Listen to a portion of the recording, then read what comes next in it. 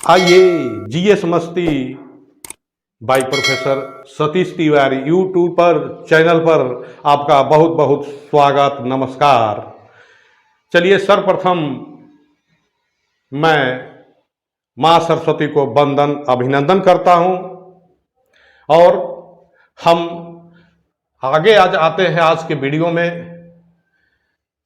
पहले विचारों में ऐसा है, आप वीडियो को लाइक और सब्सक्राइब जरूर करेंगे क्योंकि विचारों में और बातों में आपकी बहुत गूढ़ बातें समाहित होती है और किसी बात को सीखने के लिए जानने के लिए कोई खास उम्र नहीं होता, कोई जानकारी किसी विशेष वर्गों के लिए नहीं होता, विशेष आयु वर्गों के लिए नहीं होता।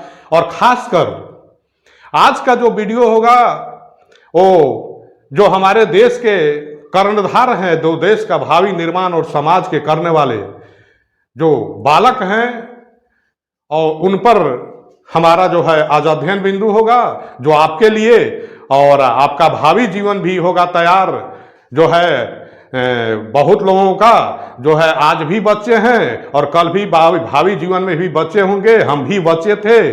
तो हमें सीखने समझने के लिए जो हम समाज और देश का निर्माण करेंगे, जो हम देश के अगला राष्ट्र के निर्माता हम होंगे, राष्ट्र को बनाने वाले, तो उन बालकों के बारे में, क्योंकि child is the father of the man, William words का कहना है।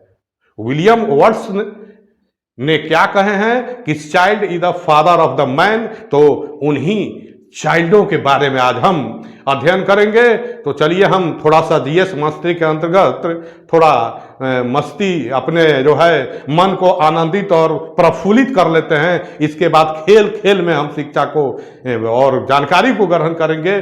तो आइए।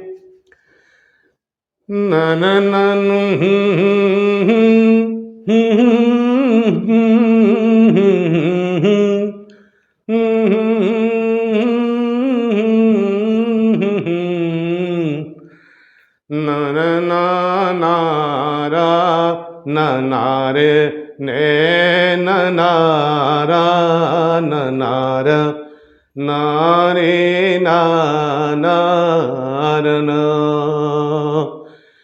राजा दशरथ के 4 गो ललानवा खेलत होई है आंगनवा नु हो। ए ललना लाल होई है फूलवा के दीपक, भवन वाके भाग जागल हो। राजा दशरथ के 4 गो ललानवा खेलत हुई है आंगनवा नु हो। ए ललना लाल हुई है फूलवा के दीपक, त भवन वाके भाग जागल हो। नन गे गो ललनवान अन होइए ननवान हो। नर नाना होई नन नाने नी नन नन वांगे मांगन हो।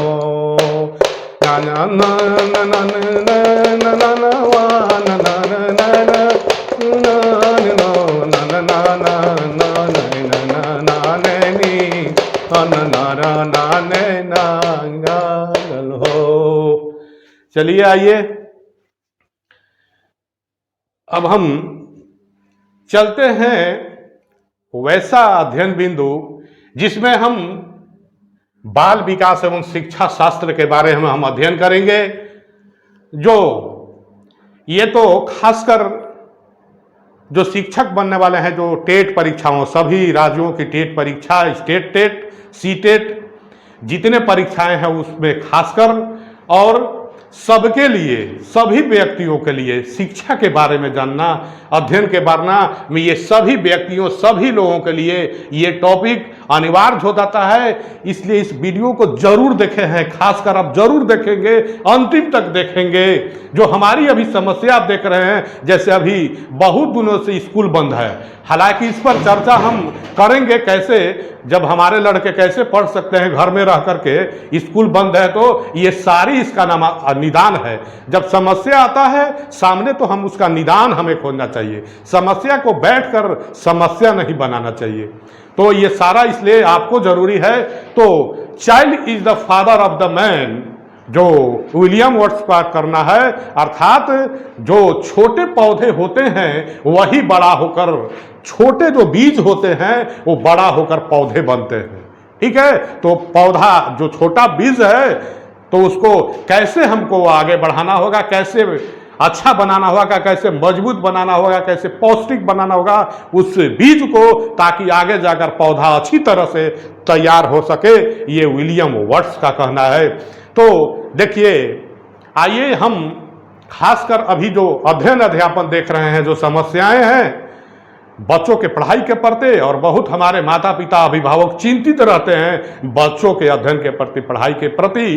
तो जो सही कंसेप्ट होना चाहिए बच्चे को पढ़ाने के लिए, कैसे बच्चा पढ़ेगा, क्या समस्या है, ट्यूशन पढ़ाना चाहिए, पढ़ाना चाहिए, स्कूल क्या है, इन सारे पर हमारे माता पिता और बहुत लोग हम जैसा देख रहे हैं कन्फ्यूज्ड हैं। इसको हम आज क्लियर करेंगे, अगर आज नहीं तो अगले वीडियो तक हम इसको पूरी इस कंसेप्ट को साफ साफ कर देंगे। हमें क्या करना है बच्चों को पढ़ाने के लिए, बच्चों को पढ़ने के लिए क्या करना होगा, सरकार को क्या करना होगा, समाज को करना होगा, बिल्कुल हम तस्वीर साफ करेंगे इसको इस अध्ययन बिंदु द्वारा। ये जो बाल विकास और शिक्षा शास्त्र जो हम आज अध्ययन बिंदु रखे हैं, जिसमें हमारा विकास की अवस्था है, बच्चे किस विकास अवस्था से गुजरते हैं। तो सबसे पहले हम, चूंकि बच्चे का बात है, हम भी बच्चे थे, आप भी बच्चे होंगे, भविष्य में भी आपकी उम्र होगा, शादी ब्याह होंगे, बच्चे होंगे। ऐसा सब कोई अपने जीवन का कल्पना और जीवन की योजना बनाता है। ऐसा निश्चित रूप से पढ़ते हैं, बच्चे बड़े होते हैं, वो सोचते हैं शादी ब्याह होगा, घर बसाऊंगा, ठीक है, घर बनाऊंगा, सबकी ऐसी इच्छा होती है। तो आपको भी क्या करना है, आपको सीख लेना है कैसे बच्चों को शिक्षा दिया जाए, एक अच्छा माता बच्चा कैसे तैयार होगा, एक बच्चे की मानसिकता कैसी ऐसी होगी, उसकी बुद्धि और प्रतिभा में निखार कैसे आएगा। इन सारों प्रश्नों का जवाब मैं अपने सोच और चिंतन द्वारा रखूंगा। ये पहले हम विकास की अवस्था से पहले हम जाते हैं, बालकों पर चलते हैं। तो हम क्या करते हैं, सोचते हैं, पहले हम सोचते हैं कि बालक जो है लव कुश जैसा बने और बेटा श्रवण कुमार जैसा बने। तो ये बताइए, और बेटा को श्रवण कुमार बनने के लिए, ठीक है, माता को कैसा होना चाहिए, तो ज्ञानवंती जैसा। माता को कैसा होना चाहिए, ज्ञानवंती, और पिता को शांतनु। जब ये कल्पना आप करेंगे, जब ऐसा बनेंगे शांतनु जैसा राजा और ज्ञानवंती जैसी माता, तो निश्चित रूप से हमारे समाज में, हमारे घर में, हमारे देश में जो है श्रवण कुमार जैसा बेटा जरूर पैदा होंगे, उत्पन्न होंगे। और जब हम माता सीता की कल्पना, जब माता सीता का रोल हम अदा करेंगे अपने घर परिवार देश राष्ट्र में, और जब अपने घर परिवार राष्ट्र में राम जैसा मर्यादा पुरुषोत्तम राम, जो मर्यादा शब्द लगा हुआ है, मर्यादा का कभी उन्होंने उल्लंघन नहीं किया।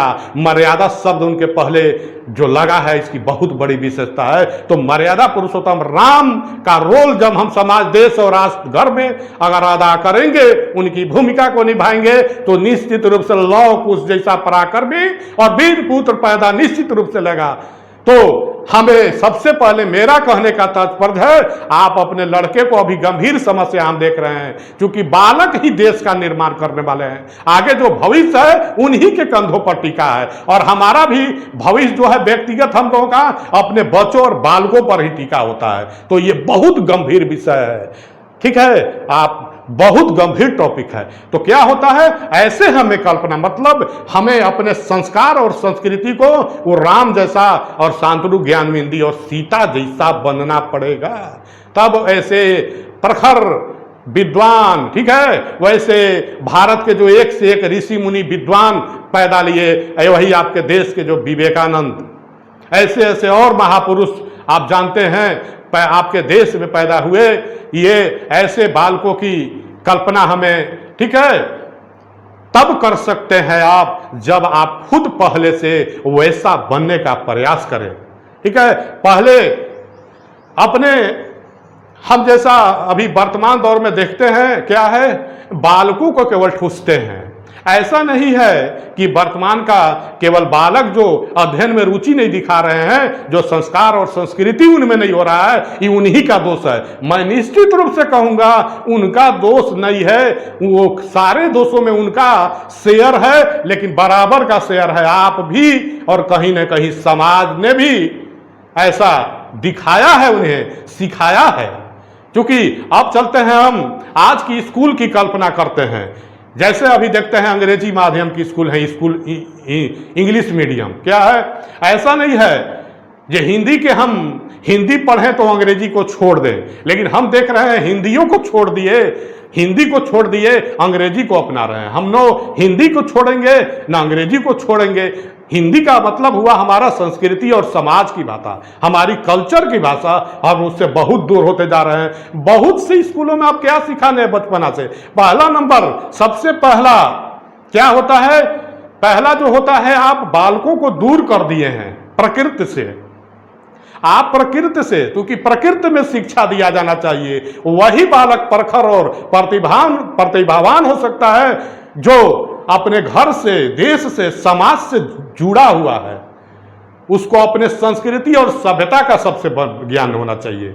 अब आज हम स्कूलों में बहुत गुड मॉर्निंग, ठीक है, सिखाते हैं, पैर छूने के लिए हम बहुत स्कूलों में तो ऐसा है ही नहीं, मना कर दिया जाता है, पैर नहीं छूना है, गुड मॉर्निंग कह दो। ये सब शिक्षाएं जो हमारी चल रही हैं, इससे हम बहुत विद्वान और महान और फिलोसफर बनने की कल्पना हमें छोड़ देना होगा अपने बालकों के लिए। तो सबसे पहले हम कहना चाहते हैं, आप प्रकृति से बहुत दूर हट चुके हैं।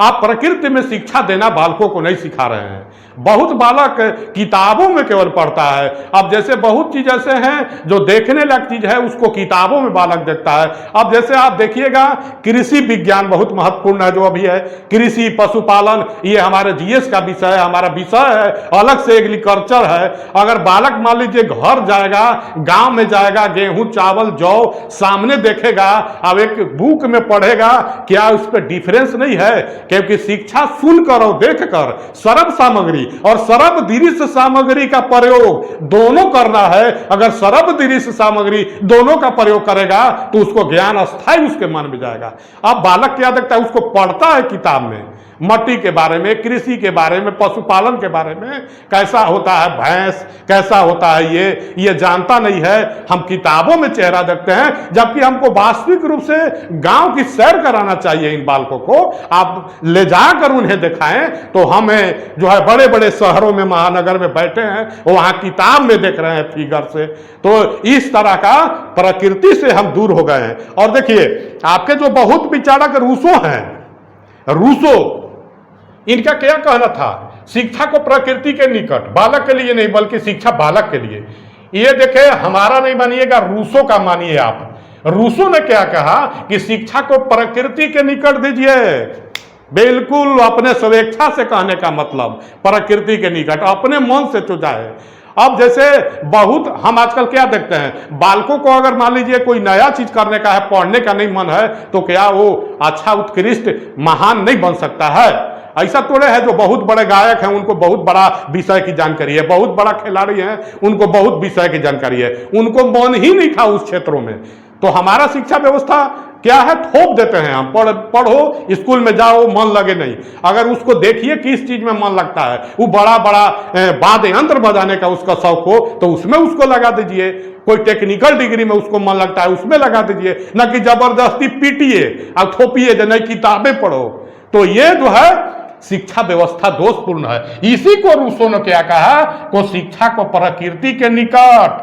अब 12 बरस तक रूसो ने क्या कहे, 12 बरस तक उन्होंने कहा जो ऐसी छोड़ दीजिए जो मन है। अब हम क्या करते हैं आजकल, स्कूल में बढ़िया बोर्ड देख के नाम लिखवा देंगे, बड़ा बड़ा बहुत बिल्डिंग देख करके, और उसमें क्या करेंगे, किताब आ जाएगा 21 गो, 9,000 का किताब आ जाएगा। अब क्या करेंगे, ट्यूशन लगा देंगे। सबसे बड़ा दोष, ट्यूशन लगा देंगे। तो ये ऐसा नहीं भाई, उसको प्रकृति रूप से छोड़िए, उसको खेल खेल में शिक्षा दीजिए, उसको दूसरे तरफ से मोड़िए, गाना द्वारा शिक्षा दीजिए, आप उसमें एजुकेशन साइकोलॉजी लगाइए। शिक्षा मनोविज्ञान इसीलिए सबके लिए जरूरी, हम बोल रहे हैं शिक्षकों के लिए। मेरे ख्याल से शिक्षक प्रशिक्षण जो लेते हैं उनका विषय होता है शिक्षा मनोविज्ञान, ये बाल विकास व शिक्षा शास्त्र, मेरे ख्याल से विषय में शामिल इसको कर देना चाहिए एक विषय के रूप में शिक्षकों के लिए। चाहे जो घर में पढ़ाएं, जो प्रशिक्षण शिक्षा का न लें, उनको भी शिक्षा मनोविज्ञान की जानकारी एकदम अनिवार्य है। इसलिए एक विषय के रूप में इसको अनिवार्य कर देना चाहिए। तो रूसो ने क्या कहा कि शिक्षा को प्रकृति के निकट लाना चाहिए, और क्या उन्होंने कहा कि शिक्षा के लिए नहीं बल्कि शिक्षा बालक के लिए। कह रहे हैं कि शिक्षा के लिए बालक जन्म नहीं लिया है, शिक्षा बालक के लिए है।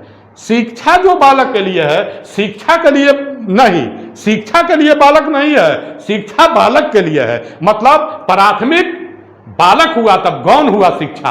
अब आज हम कर दे रहे हैं, गौण कर दे रहे हैं शिक्षा बालक को, और शिक्षा को प्राथमिक कर दे रहे हैं। तो ऐसी शिक्षा व्यवस्था, इसीलिए बालक नेचुरली जो है बुद्धिमान, प्रखर, प्रतिभावान, बहुत बालक नहीं आगे आ रहे हैं। और ये आपका इसका जो समर्थन किया प्रकृति के निकट के शिक्षा को, ये टैगोर ने, जिनका रविन्द्रनाथ टैगोर का नाम आप जरूर सुने होंगे, इन्होंने भी क्या कहा कि खुले एवं प्राकृतिक वातावरण में, खुले एवं प्राकृतिक वातावरण में शिक्षा देना चाहिए बालकों को। कैसा, खुले एवं प्राकृतिक वातावरण में।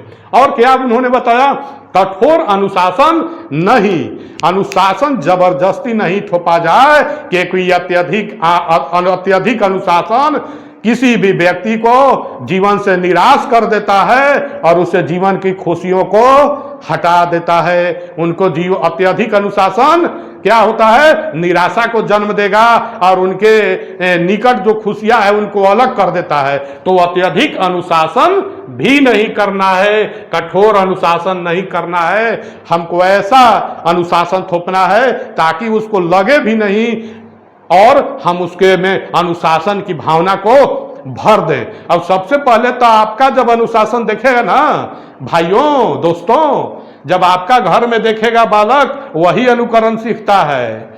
आप जैसे बोलते होंगे, व्यवहार करते होंगे, कैसे जो घर में देखते हैं, आप किसी को अगर गलती से पिताजी को चाचा कह रहे होंगे, या ऐसा होता है घर में चाचा को पापा कह रहे होंगे, ऐसा कोई विशेष तो नाम देते होंगे, तो वही सुन के उसका भी आदत हो जाता है। वो कहता है जो हम छोटा में सुने थे पापा को या मम्मी को, तो आपका अनुकरण सीखता है। तो आप कैसे हैं, पहले आप अपने स्वयं को देखिए, तब बच्चे को देखिए। बच्चा तो आपका अनुकरण करेगा, जैसे बोलते होंगे, चलते होंगे, करते होंगे, पढ़ते होंगे, व्यवहार में होंगे, तो ऐसा सुनता करता है। तो हमें कठोर अनुशासन नहीं रखना है।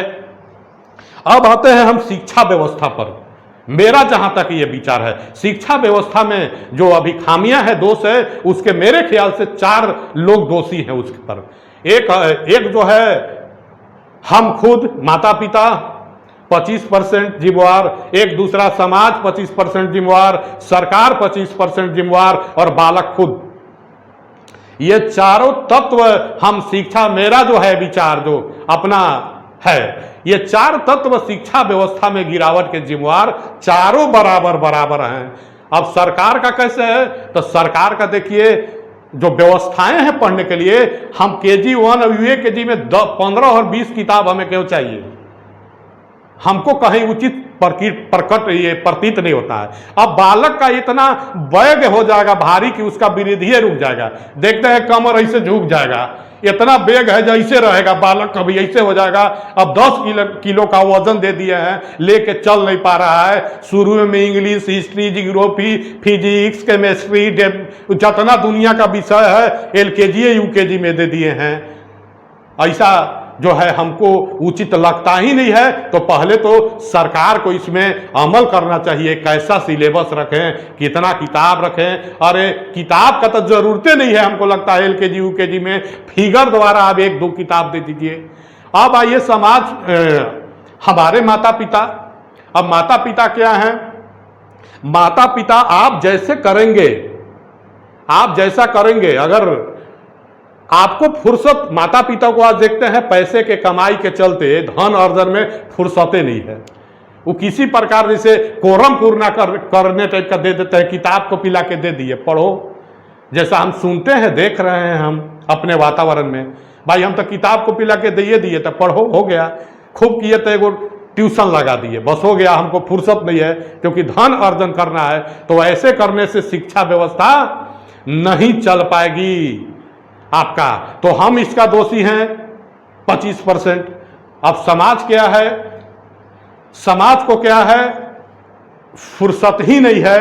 समाज के जो हमारे ढांचे हैं बहुत कुछ बदलाव हो रहा है समाज में। हम क्योंकि बालक सबसे पहले परिवार में सीखता है, इसके बाद समाज में सीखता है। तो समाज का जो संस्कार और संस्कृति है थोड़ा एडवांस टाइप का हो गया है। समाज द्वारा हम बहुत संस्कारित और सुउच्चारित अच्छी भाषा का और अच्छे व्यवहारों का कहीं न कहीं हम सिखाना कम कर दिए हैं, इसको समाप्त कर रहे हैं। अगला हुआ ये 3 तत्व दोषी हैं। और कहीं अगला जो है खुद बालक भी 25% बीमार है, बच्चा भी आज का, उसका भी जो है कंसेप्ट बदल रहा है, मानसिक विचलन हो रहा है, दिमाग अस्थिर है, ठीक है, बहुत चंचल है। तो हमें और क्या है, कुछ इलेक्ट्रॉनिक साधन आजकल आ गए हैं, उनमें ज़्यादा रुचि है, मोबाइल में, टीवी में, तो ये क्या है, सिनेमा में। तो आप बच्चे, आप बालक, छोटा बालक है तब तो ठीक है, लेकिन आप जब किशोरावस्था में या बाल्यावस्था में प्रवेश कर गए हैं तो अपने जीवन के बारे में बच्चों, मेरे दोस्तों, बालकों, ये अपने जीवन को तैयार करिए क्योंकि जीवन एक संघर्ष है, जीवन एक लड़ाई है। तो आप भी अपने जो है दोष अपने ऊपर मत लीजिए। तो ये 4 व्यवस्थाएं हमारी शिक्षा व्यवस्था में जो है दोषपूर्ण जो आज है, मेरे ख्याल से ये चारों तत्व दोषी हैं। तो हम चलते हैं, थोड़ा सा आते हैं, ये हम आज इसमें अध्ययन करेंगे विकास की अवस्थाओं के बारे में। तो विकास की प्रक्रिया में बालक कुछ अवस्थाओं से गुजरता है, क्रमशः बालकों का विकास होते जाता है। तो उनके कुछ अवस्थाएं होते हैं, विकास का कुछ सोपान होता है, उन सोपानों का, अवस्थाओं का जो हम आज अध्ययन करेंगे। ये विकास की अवस्थाओं में आज हमारा टॉपिक था। तो ये कौन सोपान है? तो इन सोपानों को हम 4 भागों में बांटते हैं। हालांकि 4 भागों में ये बालकों का जो विकास होता है 4 भागों में इसको बांटते हैं। हालांकि विकास तो गर्भावस्था से शुरू हो जाता है, लेकिन इसका जिक्र बहुत नहीं होता है। और परीक्षा के दृष्टिकोण से भी ये गर्भावस्था से बहुत प्रश्न आपके नहीं पूछे जाते हैं। खासकर प्रश्न यहाँ आपके जो है टेट सीटेट के एग्जाम में शैशवावस्था से शुरू होता है। हमारा जो भी ये है एक एक चीज का जो है एक एक वस्तुनिष्ठ प्रश्न का उत्तर आप में इसमें है, जिसको हम अभी बताते भी चलेंगे। तो गर्भावस्था से शुरू हो जाता है बालकों का विकास 0 से, और ये कब हो जाता है? पूरा विकास 270 से 280 दिन के बीच में बालक जो है का विकास गर्भावस्था में हो गया होता है। इसके बाद अब हम आते हैं बालक के विकास को 4 भागों में बांटते हैं। पहला जो है शैशवावस्था, जिसका जो है क्या है, जन्म से 5 वर्ष। अब देखिए, इसके पहले हम देखते हैं जनरली 4 भागों में बांटते हैं। शैशवावस्था जन्म से 5, बाल्यावस्था 5 से 12, किशोरावस्था 12 से 18 और प्रौढ़ावस्था 18 के बाद। और एक हमारे जो मनोवैज्ञानिक हैं, हालांकि इनमें थोड़ा मनोवैज्ञानिकों में भेद है थोड़ा बहुत। अब आगे आते हैं, ये कोल मनोवैज्ञानिक जो है, कोल महाराज जो हैं, इनके अनुसार जो है अलग अलग जो है, इसको हम इसलिए बताए हैं क्योंकि आप इसका कंसेप्ट आपका क्लियर होगा ये अवस्था को देखकर। और इसमें कहीं कहीं आपको पढ़ना है, आगे के प्रश्नों में हम बताएंगे कि ये अवस्था अलग अलग पढ़ना हमें क्यों जरूरी है। जैसे आपका प्रश्न आएगा, आप क्योंकि देखिए शिक्षा, ये बाल विकास शिक्षा शास्त्र में ऑप्शन भी महत्वपूर्ण होता है। आपको प्रश्न से टफ कहीं कहीं ऑप्शन होता है, तो ऑप्शन को आपको देखना होगा।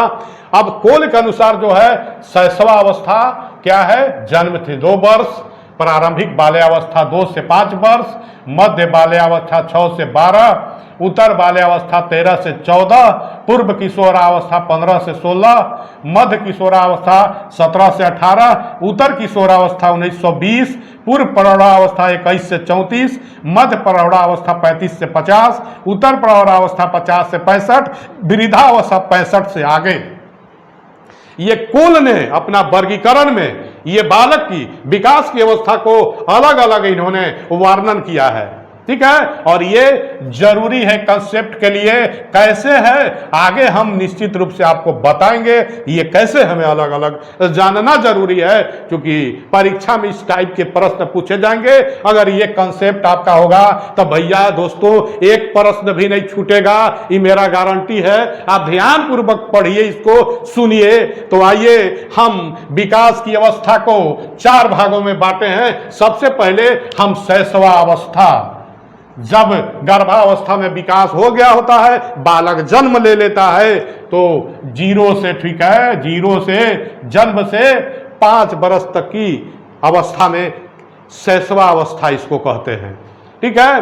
अब जैसे देखिएगा प्रारंभिक बाल्यावस्था इसमें 2 से 5, तो अब कहीं कहीं प्रश्न हम देखे हैं पूछा गया है क्या कि खिलौने का काल किसको कहते हैं। तो अगर ऑप्शन में रहेगा शैशवावस्था, प्रारंभिक बाल्यावस्था, किशोरावस्था, तो आप किसमें आंसर करेंगे? आप वहां तुरंत कंफ्यूजन में होंगे। तो क्या होगा, यहां जब आपसे पूछा जाएगा परीक्षा में है कि खिलौने का समय बालकों का किस काल को कहते हैं, तो अगर शैशवावस्था और प्रारंभिक बाल्यावस्था दोनों ऑप्शन में होगा तो आप वहां तुरंत कंफ्यूज करेंगे। क्यों? क्योंकि बाल्यावस्था में होता है खिलौने का, अगर कहीं क्या होता है, क्योंकि दोनों रहेगा। अगर ऑप्शन शैशवा और प्रारंभिक बाल्यावस्था तो प्रारंभिक अवस्था होता है, लेकिन खिलौने का समय शैशवावस्था को भी कहते हैं। लेकिन ये बताइए कि शैशवावस्था जन्म से जो है 2 वर्ष तक होता है और प्रारंभिक बाल्यावस्था 2 से 5, तो क्या शैशवावस्था में जन्म से 2 वर्ष तक में बालक खिलौने से खेल सकता है? उसको उतना एक्टिविटी रहता है, इसलिए ये हमें अलग अलग जानना होगा। तो सबसे पहले हम आते हैं शैशवावस्था को देखते हैं, जन्म से 5 वर्ष तक। अब शैशवावस्था की हम विशेषता को देखेंगे। तो शैशवावस्था की विशेषता को हम देखेंगे, शैशवावस्था में क्या विशेषताएं होती है, और ये अलग अलग जो इसका है विशेषता, उससे हम वस्तुनिष्ठ प्रश्नों को देखेंगे। इससे सीधे वस्तुनिष्ठ जो प्रश्न है आते हैं। चलिए हम आगे के अब वीडियो में जो है शैशवावस्था की विशेषता को देखेंगे।